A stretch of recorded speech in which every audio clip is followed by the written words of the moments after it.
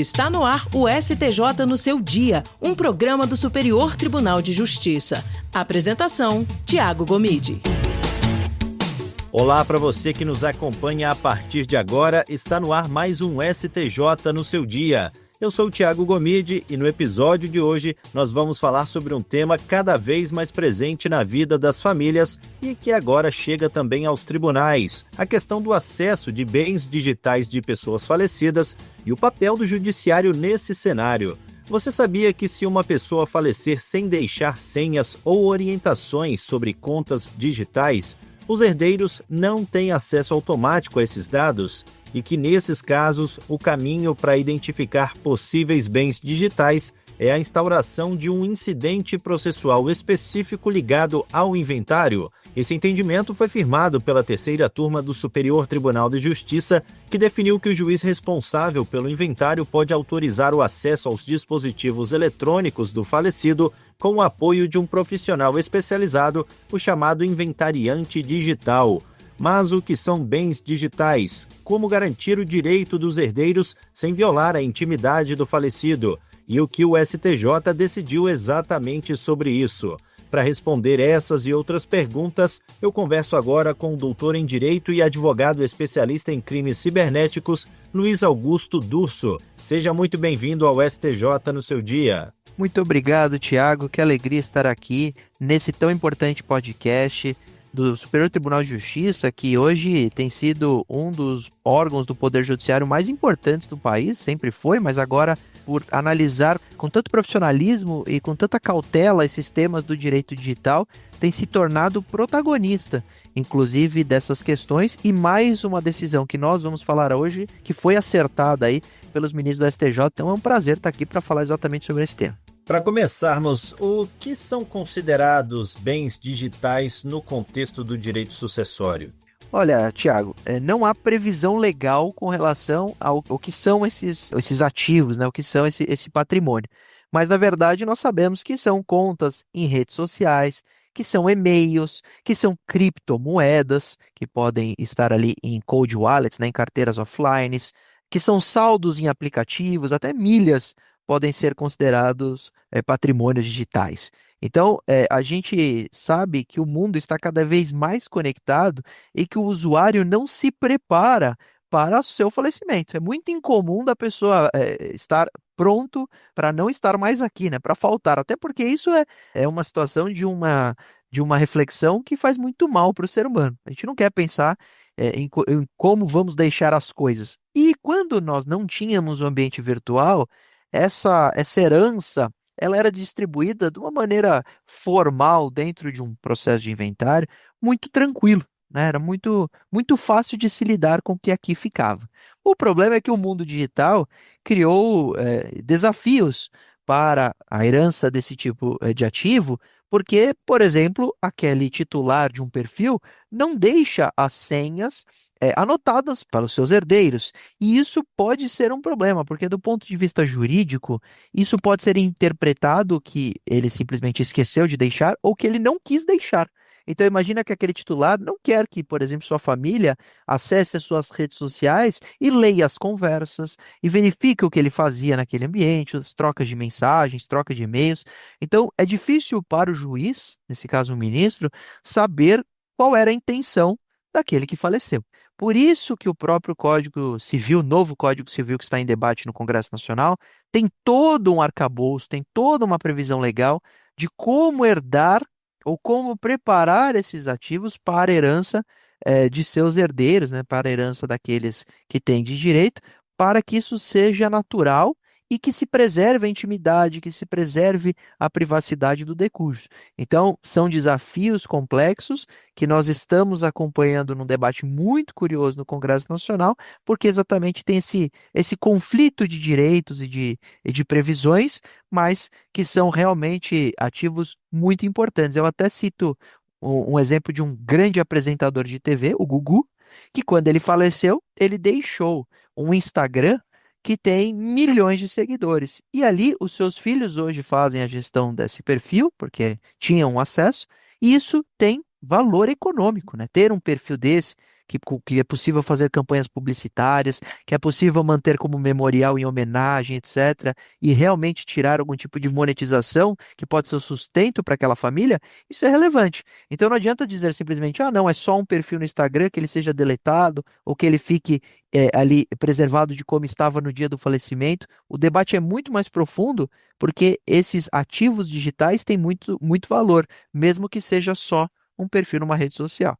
Ok, essa decisão do STJ determinou a instauração de um incidente específico para lidar com bens digitais. O que exatamente envolve esse procedimento? Veja, Tiago, o STJ ele entendeu de maneira muito acertada realizar um processo apartado, né, um processo independente, com um inventariante digital que possa fazer um levantamento de quais seriam todos esses ativos, todo esse patrimônio digital desse decujus, para que seja possível também verificar quais ali têm informações que poderiam ter o reconhecimento da previsão constitucional, por exemplo, de proteção do direito de personalidade, direito da intimidade do falecido, etc., e poder distinguir o que são ativos que são facilmente de acesso dos seus herdeiros, então que bastaria ter uma senha, que bastaria restabelecer o acesso, e o que de fato tem que ter preservado ali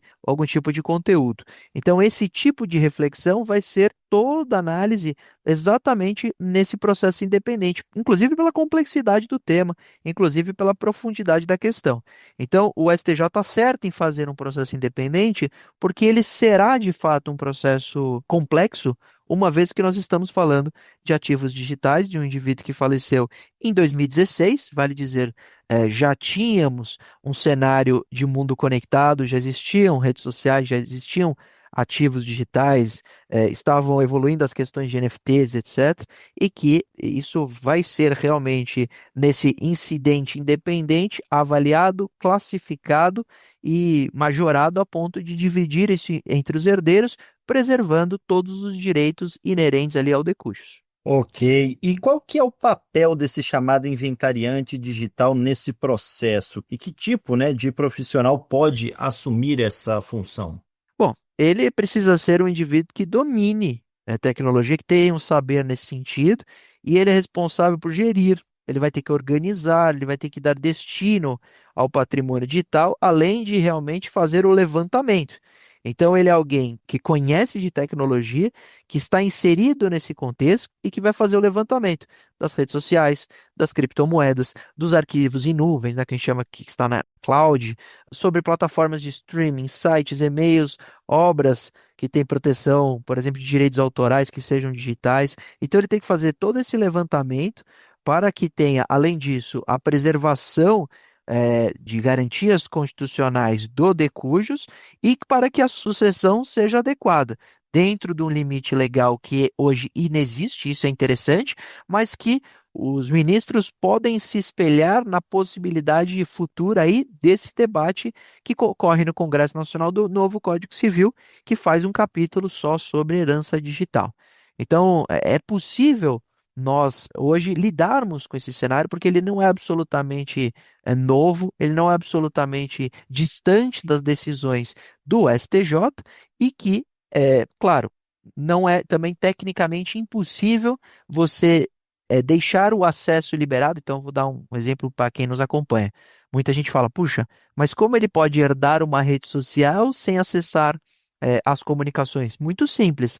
Imagina que a plataforma é acionada para participar desse processo e ela se compromete a restabelecer o acesso daquele perfil do decujus aos herdeiros, desde que a remoção de todas as comunicações que a gente chama de inbox, né, nas mensagens privadas, sejam arquivadas ou removidas. Assim você preserva a intimidade da comunicação daquele decurso e você estabelece o acesso para que os herdeiros possam usufruir daquele ativo, que é um ativo digital. Então, tecnicamente é possível fazer, uma vez que, como não há informação da vontade daquele que falece, esse é o grande problema, Tiago, porque se nós tivéssemos testamentos em que o indivíduo já coloca a sua vontade, já diz que é possível o acesso, ou já até entre em contato com os seus herdeiros pessoalmente, deixando as suas senhas, não há dificuldade nenhuma nestes gerirem todo esse patrimônio digital. O problema é quando a vontade não é prevista.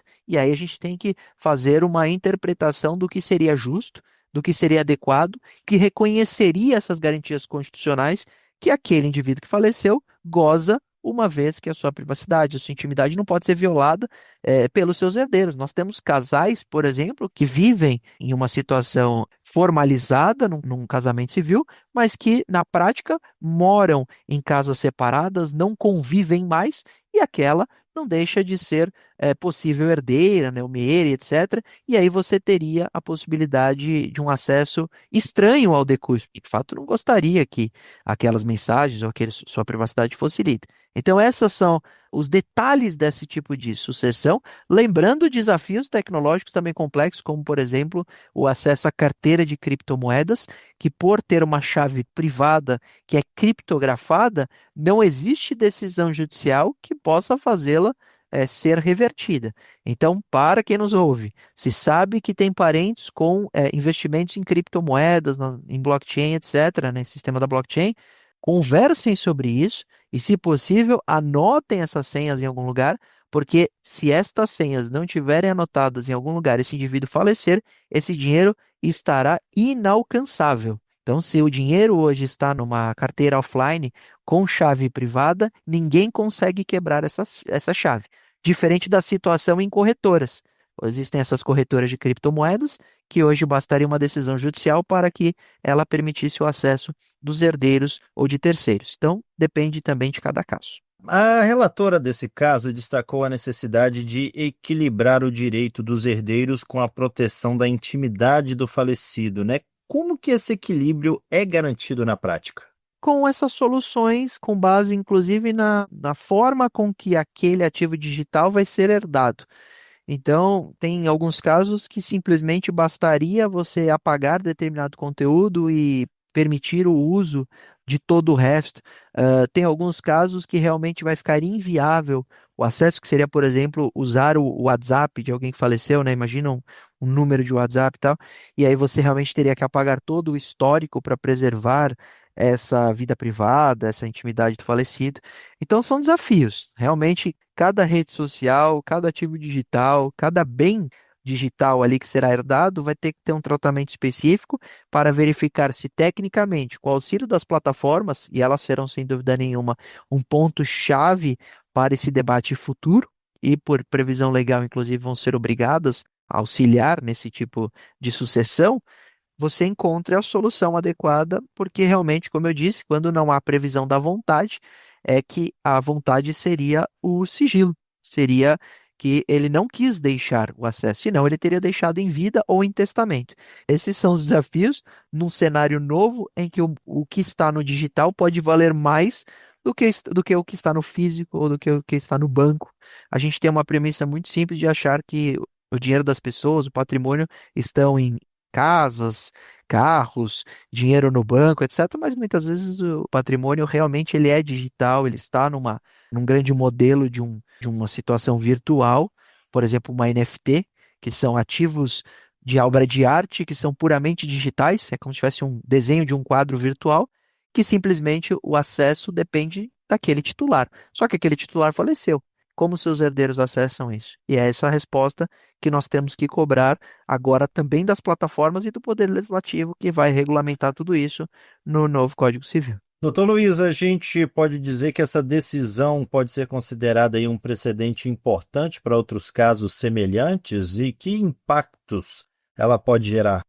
Sim, é um precedente muito importante e um precedente benéfico e positivo, porque os ministros do STJ tiveram a sensibilidade de entender a complexidade do tema e a relevância desses ativos e simplesmente não afastaram a possibilidade disso ser herdado.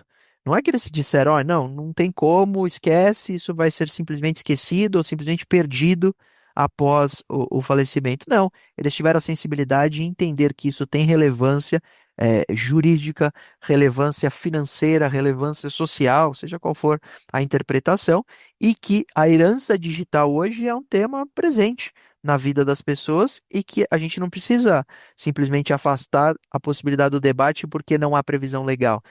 Esse é o papel, inclusive, do judiciário, é aplicar a lei ao modelo da sociedade moderna.